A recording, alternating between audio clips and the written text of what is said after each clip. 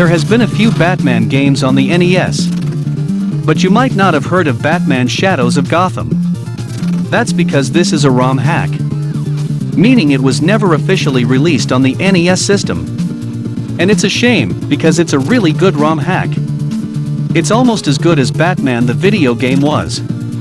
One thing you will notice when you start the game is that this is a two-player game. You both play at the same time. One chooses Batman while the other plays as Robin. You'll notice everything looks good in this game.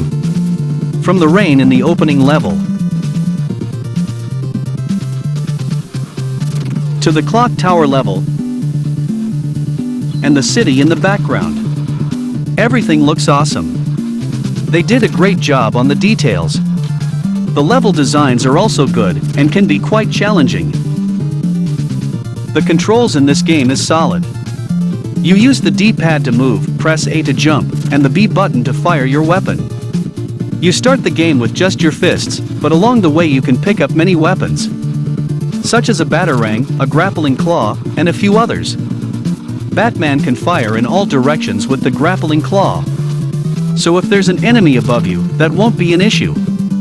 Now you cannot wall jump like in Batman the video game, which is a real bummer. Because that was a nice feature in that game.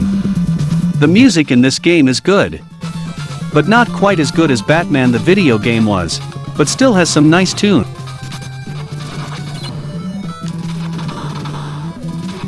The sound effects are serviceable, whether it's firing your weapon, collecting different weapons, or collecting hearts. There are all types of bad guys to fight along the way. There are some robots that split into two. Some enemies will fire guns at you. Others will fire boomerangs.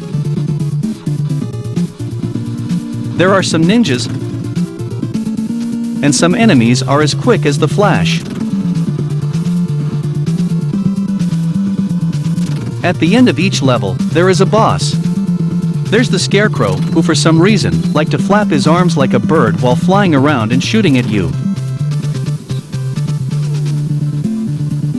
Next is the Penguin, who fights you in this big machine. He occasionally sticks his head out, along with his umbrella to fire at you. There's the Riddler. He likes to disappear and reappears in pieces. He reminds me of the T-1000 Terminator. Then there's Two-Face. He flies around the screen while tossing this giant coin at you, then fires laser beams? So is this Batman or G.I. Joe? Finally, there's the Joker.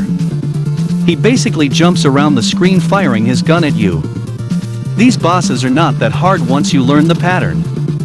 I found Two-Face and the Joker that gave me the most challenge. I should point out that you only get one life, but there are unlimited continues. And there is no password system. It would have been nice to have a password to continue later, but this isn't a very long game. You can beat it in around 45 minutes. So yeah, Batman Shadows of Gotham is definitely worth checking out.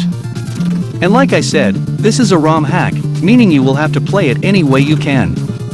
It's a shame that it will never get an official release.